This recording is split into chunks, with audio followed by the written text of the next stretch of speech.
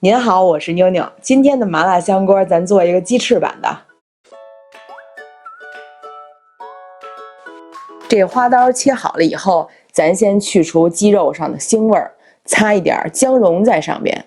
估计您得问了，为什么不使料酒啊？料酒是可以去腥，但是味道太重了，量不好掌握。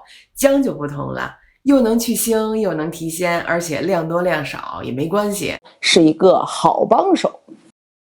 腌1到2分钟，您把这姜挑出来。这步咱该开始调味了。我放了1小勺的这个五香料，用这个五香料把这个鸡翅原本的香味激发出来。放老抽上色，生抽提味儿。盐咱就可以不放了，刚才这2味调料都有盐。鸡肉拌好了，咱就放这儿腌着。趁这个时候，咱准备点蔬菜。我放的是西兰花、白莲藕、大土豆、小香菇、绿青笋、黑木耳。慢着慢着，忘了这把小金针。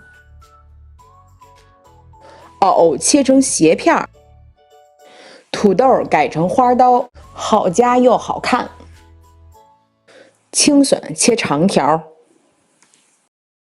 这香菇切花刀，一共是6刀，下来3个小块，组成一个6个花瓣的小花儿。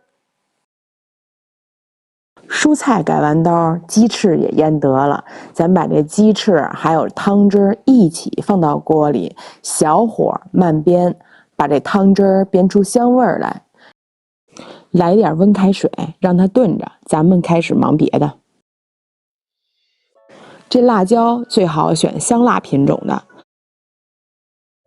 您现在看到这个是麻椒，这个花椒我搁了2种，一种是麻椒，一种是花椒。这是3种调料的比例，您可以参考一下。这1头蒜一半拍扁了大块，一半切成小细末，留着最后起锅的时候用。这鸡翅全程中小火，最后汤汁收好了，鸡翅也得了，咱把它捡出来。这边烧水，冷水下锅蔬菜，煮到8成熟。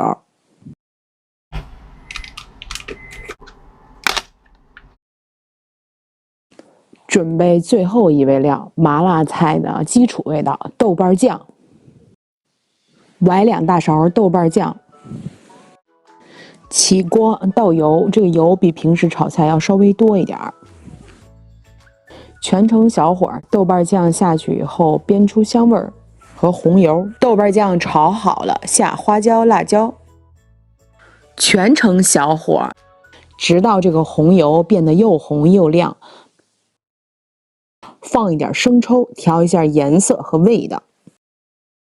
这个西兰花不太好熟，第一放它。我刚才焯水的时候没有焯西兰花，因为青菜焯水再炒就不好吃了。